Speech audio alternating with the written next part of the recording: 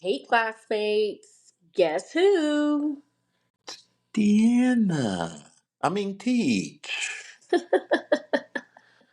Hey guys, this is Brett, and coming to you live from the amazing studios of our dining room with episode 59 of Hard Lessons True Crime Podcast.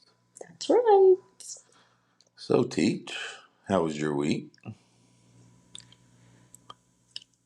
Frustrating. Oh, Um, it was very long, it was very cold. cold, long, but otherwise, made it through it all right. How Nice. about yours? It was pretty good other than the cold. Anybody that knows me personally knows that I used to love, I would rather it be cold than hot any day. I hated the summers. I loved the fall and winter. I'm still not a huge fan of summer, but I cannot stand winter anymore. Like, I want it to snow on Christmas because the world's most amazing granddaughter always wants to see snow when they come up. And it usually snows 3 or 4 days after they leave, Or before. or 2 or 3 days before they get here, and then it's already melted by the time they get here. So, but yeah, I'm ready for warmer weather. Um, Yeah. yeah, having 2 nights this week where the temperatures dropped down into the negatives was no bueno. One day the high barely reached 10 degrees, so I did not like it. Nope, nobody really does. Unless Mm. you're the weird ones that live up in Canada and/or Alaska. Now, if you're listening to us and you live in Canada or Alaska, you ain't weird. I mean, but we love weird. So maybe you are weird. I Anyhow, wasn't meaning it derogatory. I know, I was just clarifying in case somebody took it that way. Oh, okay. Yeah, My tone of voice was not nice. they didn't hear your smile. Okay, so it's my tone of voice. Yeah, but anyway, I get you. Okay. I don't. There is a young lady that graduated high school with my older brother that lives in Alaska, and for the state of Alaska's the sake of the state of Alaska, I'm glad that there are people that does like to live up there. But do not count. I'd like to visit someday. But as far as living, I don't think I could. I don't think you could either. Uh-uh.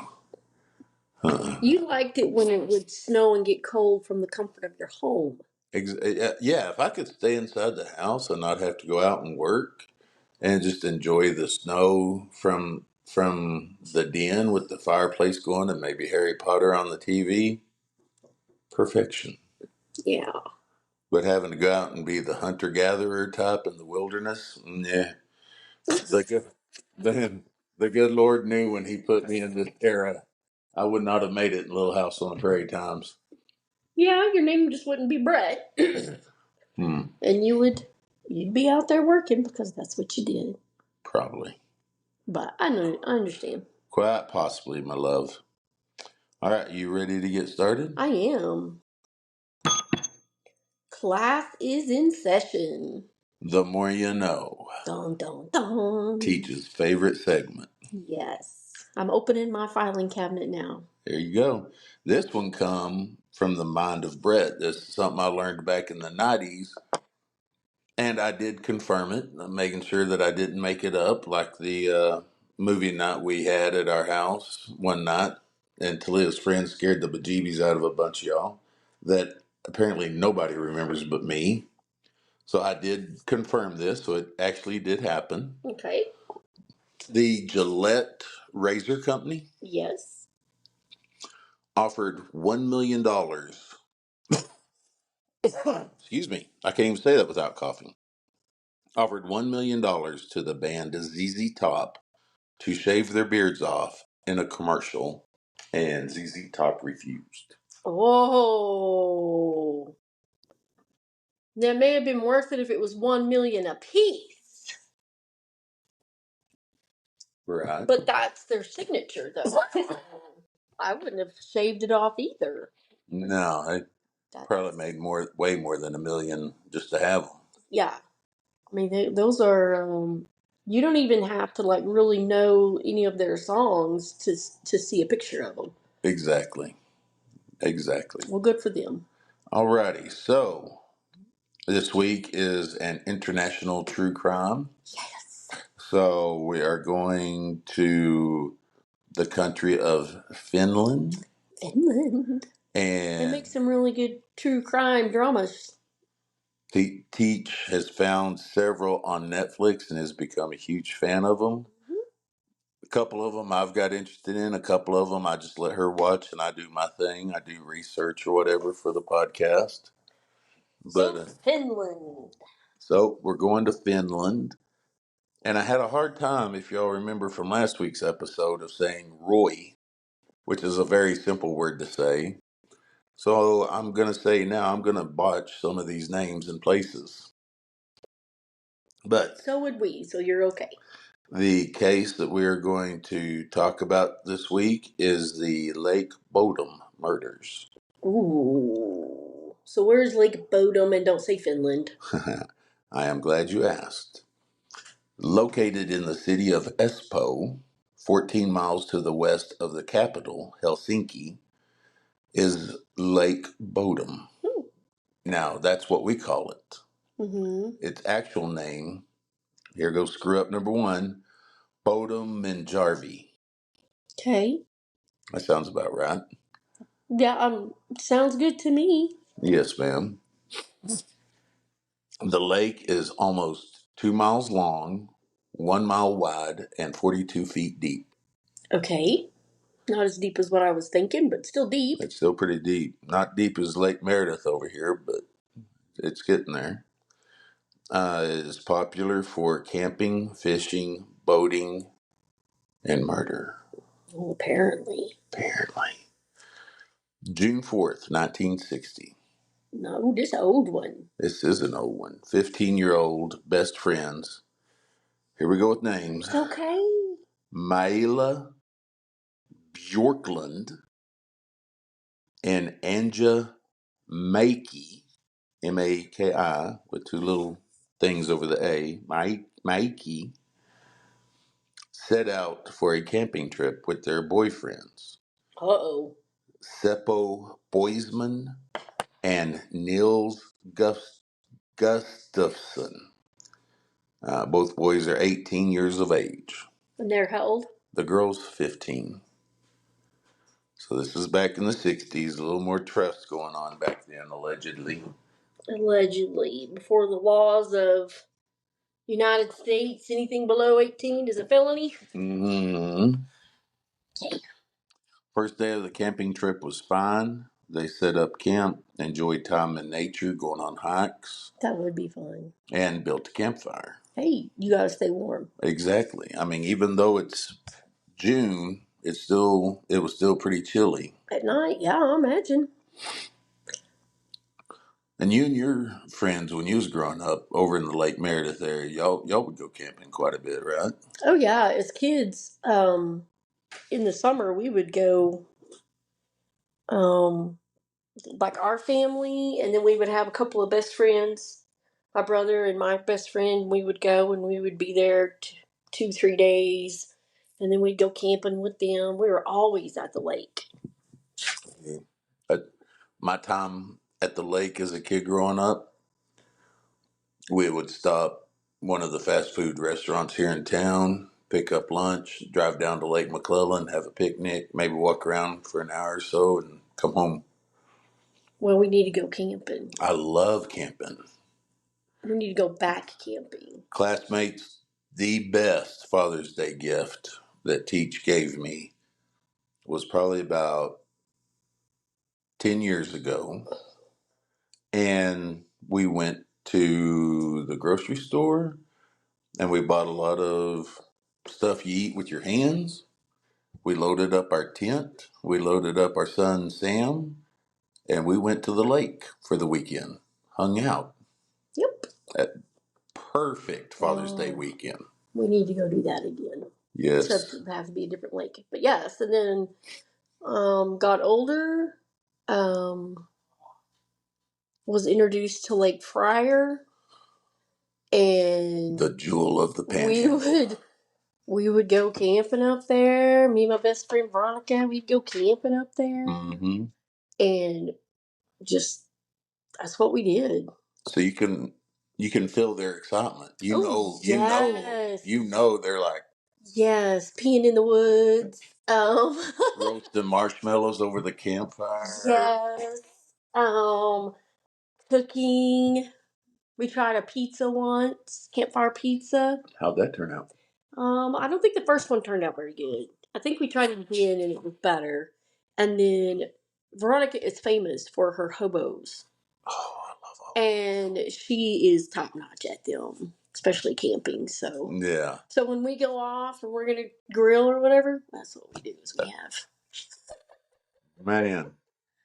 All right, classmates. So that's it for this week. We're gonna go camping now. No, and we need to use your truck tent. Okay, so another Father's Day, a few years later, I had bought a new pickup, or new to me pickup, and Teach surprises me with a tent that fits over the bed of the pickup, and you just slide an air mattress, and there's your tent. Mm-hmm. Perfect. Yeah, Perfect. we need to do that. Yes, we do. All right, back to it. They were excited, building campfires. They're hiking, goofing off in the lake. But that would change in the early morning hours of the next day. Oh, sometime between 4 and 6 a.m. on June 5th, so just the very next morning, Maila, Anja, and Seppo were stabbed and bludgeoned to death through the tent. So 3 of them. 3 of the 4. What happened to that other one? An attack on Niels left him with a concussion, a fractured jaw, and several broken facial bones. Through the tent? Like somebody was on the outside? Mm-hmm. Just blindly going at it.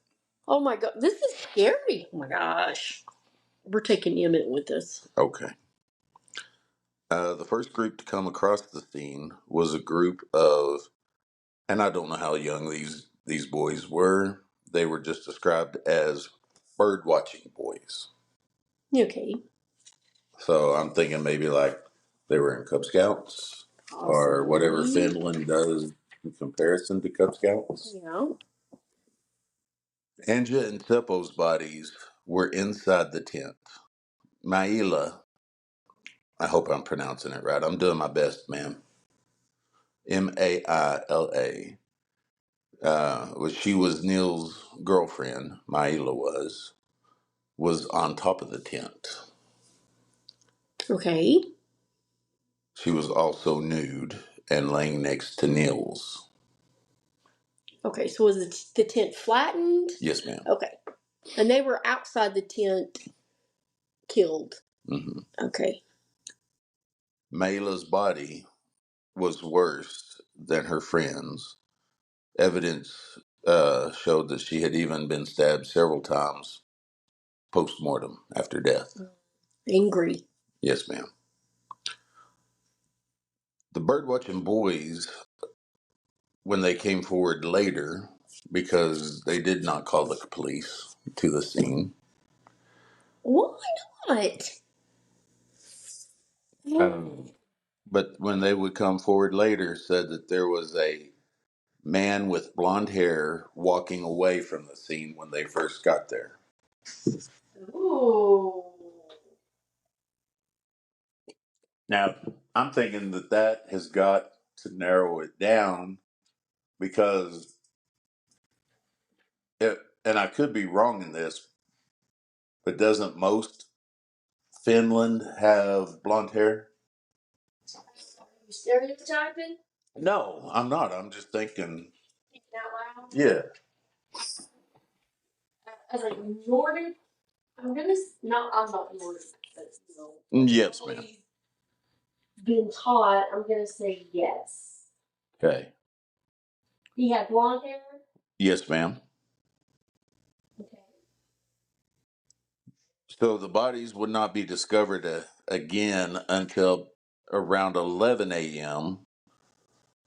by a man named Risto Siren. He did call the police, and they arrived around noon. Well, thank goodness. Good job, Risto. Dude, that's not right. This whole picture is wrong. We need to call the authorities. Yeah. But I wonder if they thought, well, that dude right there's walking away, so. Maybe he's getting a hold of them. We're just kids. So you're a witness. You didn't see it happen, but you came across it, so therefore you're part of it. Exactly. Okay. Sorry. The crime scene was confusing from the start. What is people walking by gawking? The assailant blindly attacked through the tent, not entering the tent. So they knew one of the weapons was a knife, but also there was an unknown blunt object that was used as well. I'm thinking a big stick. So, but how did those two get out of the tent, though? If they were inside the tent, he had to have unzipped it, which would have left. Or with all the slashing, maybe they hadn't been stabbed yet, and they were like, okay, well, this is, we can get out now through this opening, and that's when they got hit with the blunt object, Ah, well, that breaking makes Nils's sense. jaw and several facial bones. Yep. Okay, that makes sense.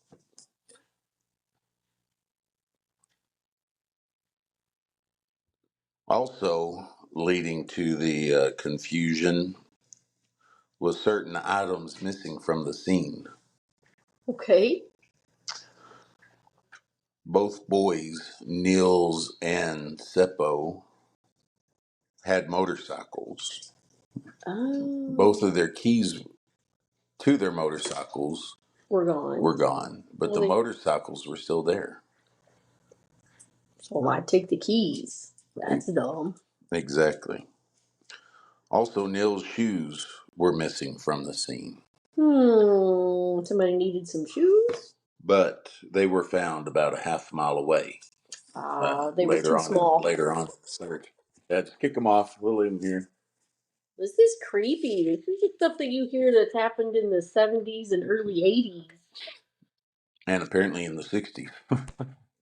I was thinking a couple that was on their honeymoon in Yellowstone or somewhere they were going, and they were killed in their van. Oh, I never heard of that. Uh-huh. Oh, I don't know who, but I distinctly remember something like that happening yeah. here in the States. Yes, That ma'am. is. Okay, Yeah. continue. I'm sorry. No, ma'am. No, ma'am. So not only was this a mysterious case, but as we've seen with a lot of cases here in the U.S., I'm looking at you, LAPD, the police botched the investigation. Oh, crap. How did they botch it?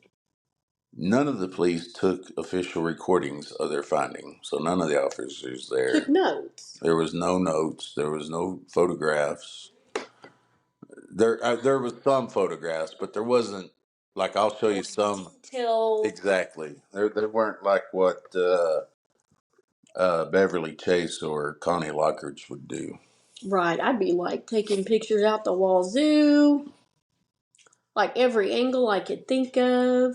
Yes, ma'am. When the medics left with the bodies and law enforcement cleared the scene, they didn't cordon it off, so people just trampled through the scene. They didn't leave any officers behind to say, stay out of here. They didn't secure the area. Holy cow! So basically, what they did is just wadded up the tent and threw it. Let's go. Pretty much. Oh my lord. And Okay. I don't know how big of a help this was, but I mean, at least they were trying.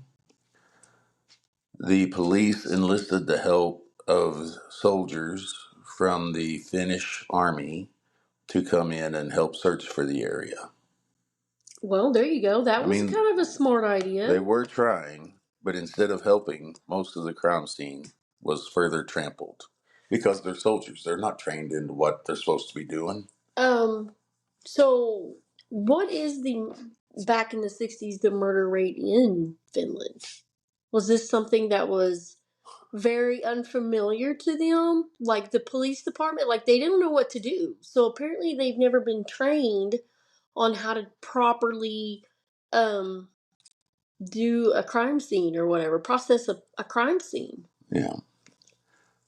Here goes Teach asking questions that I didn't look up or think about. I'm, Uh, that to but me, that's that proves that they're not used to but having to do this. they're also just 14 miles from the capital city of Finland in Helsinki, so they could have got help from the capital police or So, like a bigger department is what you're saying? and Espoo is not a large or not a small city. It had a population of over 300,000 itself. Okay, but that doesn't mean that the country of Finland I'm sure has they a had. problem with crime like that. There's petty crimes, but there's a huge difference with murder. I'm sure that they had their fair share of murders. I mean, I don't know if they had like Ted Bundy's or people like that over there. Okay. Well, it's just a question. Yeah, a very good question. Okay. So yeah, Army came in. They pretty much trampled it. So now we're going to start talking about suspects. Okay. The first suspect is a man by the name of Carl Gilstrom, known around Lake Bodom as Kiosk Man, Okay. because he owned and operated a nearby kiosk. Sold snacks, Oh, drinks, okay. Little shop. little shack of a Okay. place.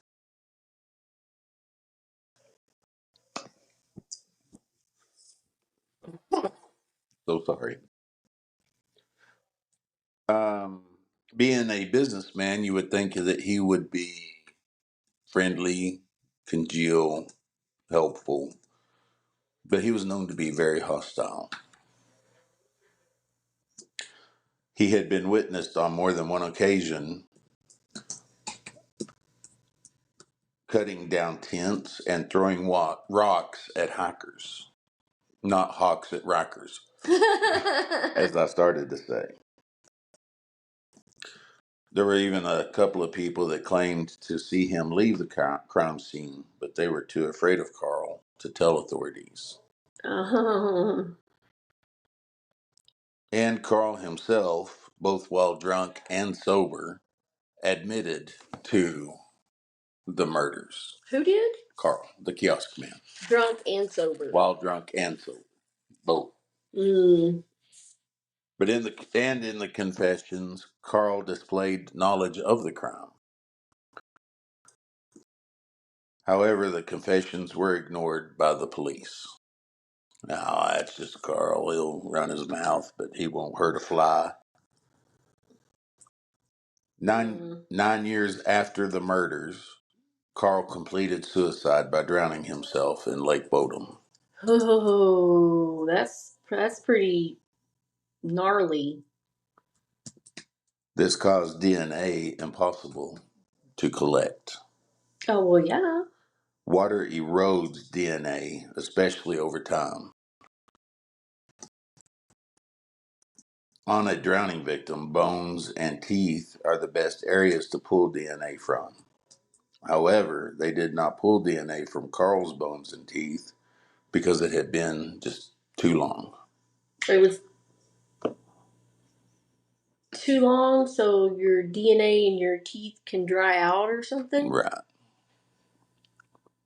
Then how can they go back onto some things and extract some DNA? Well, I'm sure now it's a lot better than it was in the 90s when they were doing this.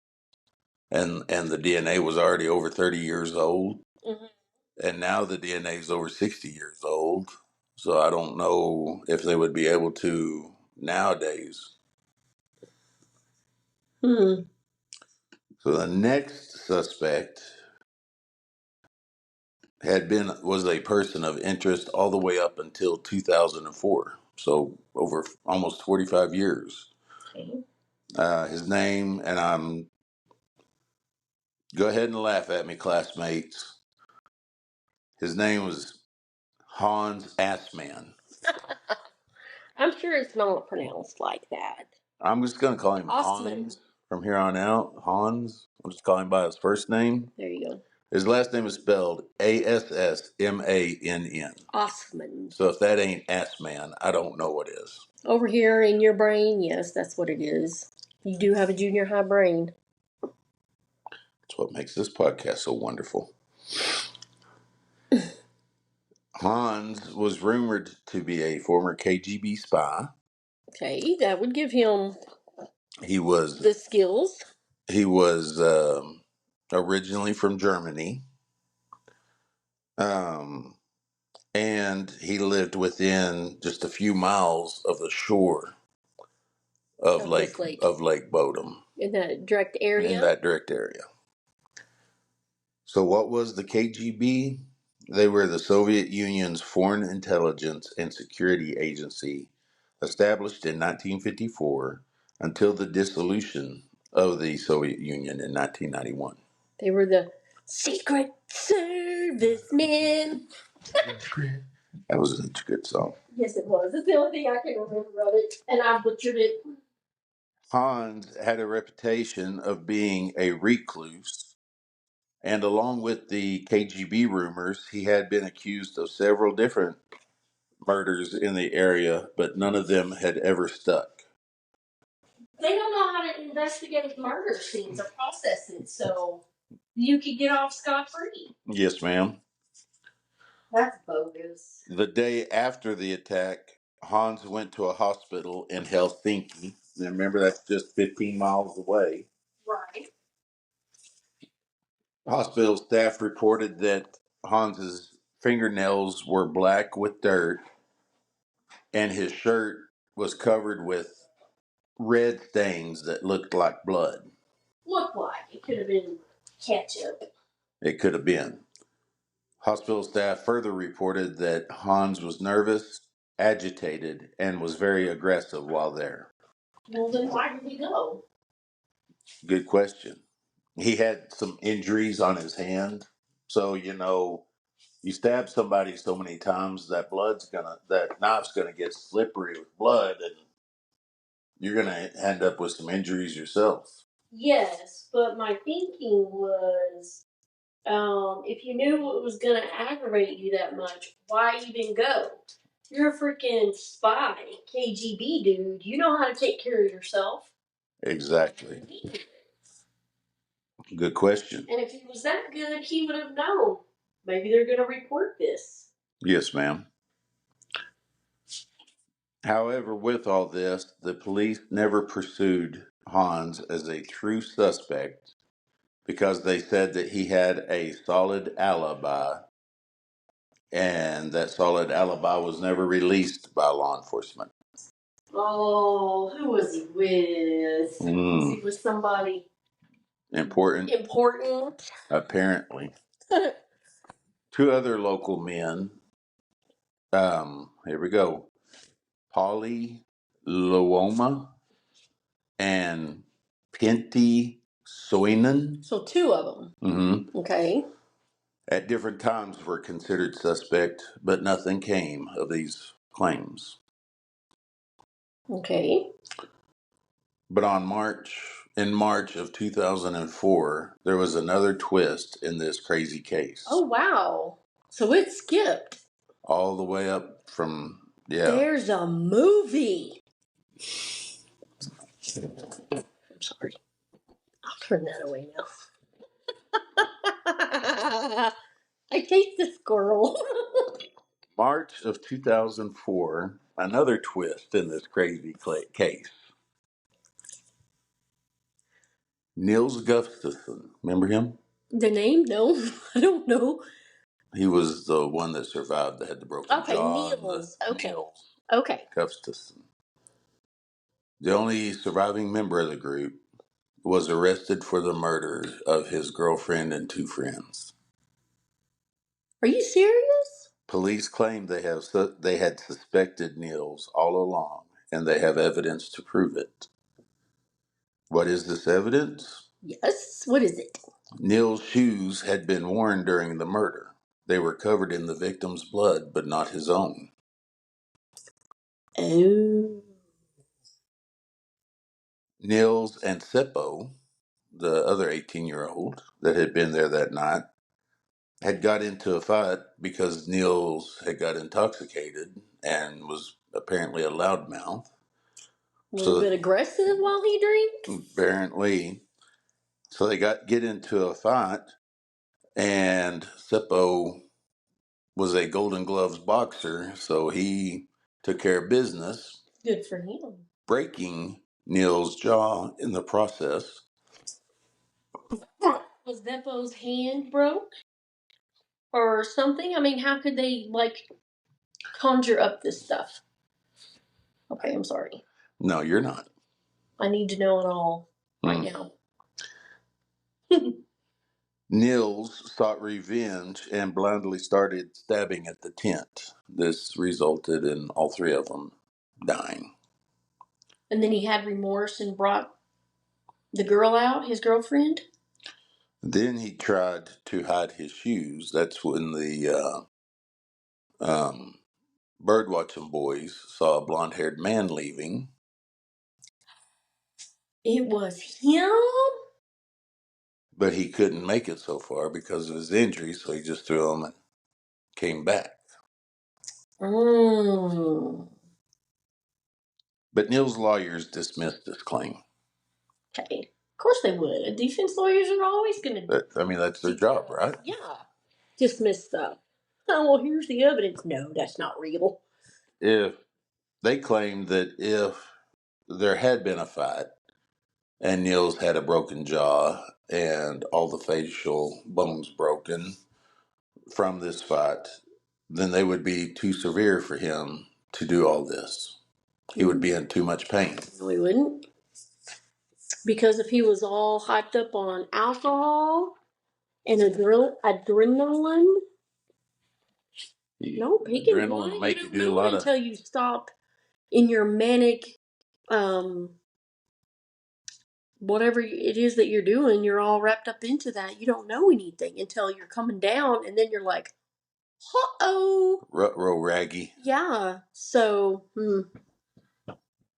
Also, the 1 mile round trip, because the shoes was found half a mile away, so the 1 mile round trip to hide the shoes would also have been impossible with his injuries. There would have been blood, there would have been swelling, his eyes would have been swelling shut, according to the attorneys and the attorneys' doctors. you don't have to have blood coming out for a broken jaw. No, but the broken bones. Well, yeah, you're going to be swelling, but I'm like, when you are in those moments, Adrenaline you does don't have crazy any things. reality. Right. 1 year after his arrest, Niels goes to trial. Okay. And the jury acquits him, found not guilty. Gosh. Okay. So to this day, the Lake Bodom murders remain Finland's longest unsolved crime. They had the murderer. Allegedly. In my opinion, I still think it was the kiosk man. He had knowledge of the crime. He was right there. He committed suicide. One of the articles that I read said that he in his suicide note he did say that I confessed for years about it. Nobody will listen to me. I guess I'll have to take myself out of society. But it was only in one article, and so I didn't add that. Wasn't corroborated with anything else. Exactly. Well, I'm thinking like if you witness something, or you see something that horrific, it can mess with your mind. Oh, yeah. And then how do we know that he didn't have mental issues before? PTSD. And then this just accumulated, and he really thought he did it. Right. I'm going with Neil's. You think it was Neil's? Well, of course, nobody will know because there's no evidence because of the stupid people. So yeah, they weren't on top of things, were they? no, so there's no way even a cold case can come in and do anything. There's no DNA evidence. There's no nothing. Mm-mm. So Lake Bodom in the news or in society, as Teach excitedly proclaimed, there is a movie from 2018 or 2016, 2017 called The Lake Bodom Murders. And there is a metal band from Espoo, Finland,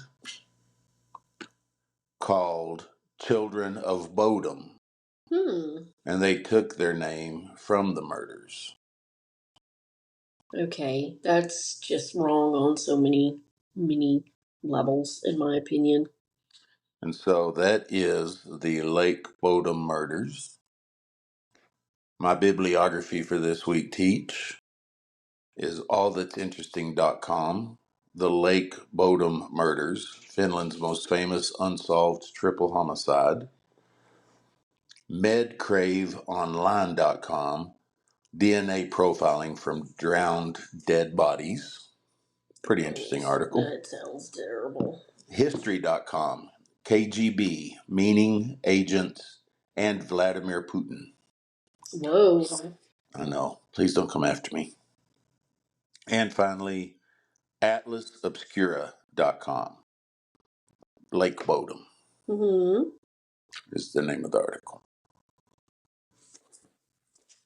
All right, Teach. So, what would you give my grade for this week? I have to give it a B plus. B plus? No, yeah, B plus. I was going to say it's going to have to be that because I already got it wrote down. They have the tent. Mm-hmm. Okay. So they could put this together because now they do have stuff. They can get DNA from that. Easily. And these pits. Funky looking tent. I don't understand it. Whatever. Well, it was probably top of the line back in the 60s. It could have been. I don't know, but are they going to be. Have they been reinvestigating this? Not that I saw. Okay. You know. All right, Teach is going to reach in and draw out for next week. Bum, bum, bum. Host choice. Beginning to develop a pattern here. It's the first host choice we've had in about a month. That's pretty cool. Is it? So next week will be host choice, but you know what else it'll be? March 1st-ish? It will be episode number 60. Whoa. I know. I read a deal online about podcasts this last week that said most new podcasts get frustrated and stop after about their 20th episode. And if you make it past 20 episodes, you're in the top 1% of all podcasts. So we're there, baby. Time to start monetizing. Is it? Not really, no. But anybody out there listening, Jesse from Jesse's Pizza, or Mark, or anybody else that is a local business owner that would like to advertise on a moderately famous podcast, we'll point you in the right direction to somebody. We can advertise. I was telling somebody this week that right now we're terrible, but we're shooting at horrible real soon. So. No, we just need to prioritize. So the reason why they are not investigating it any further is because of Neil's prosecution. believes that he is the murderer and there's no point going further. See, I just don't think it is. I think it was the kiosk man. The drowned man. Yeah. Why? Just because he drowned himself, or he had that one confession? He more than one, because he would do it when he was drunk and when he was sober. Was it the same story? Mm-hmm. And he would give details of the crime. Hmm. Sounds interesting. So Too bad nobody took notice. Thanks, cops. And so he killed himself because he didn't get notoriety. No, he killed himself because he tried to turn himself in and nobody would listen to him. So he's like, I guess I need to take myself out. That just seems weird in itself. Doesn't it? Yep. All right, so host choice next week. Host choice next week. And it will be March. So that means we will be about 3 weeks away from Boomtown Comic Con. That's right. So exciting. It is, and then it's kind of sad because that's Going to be over. our only day to hang with our granddaughter. She'll come. She'll just have to come and hang out at the Comic Con with us. I don't think so. I don't think that's going to work. Oh. We're going to have to figure something out because...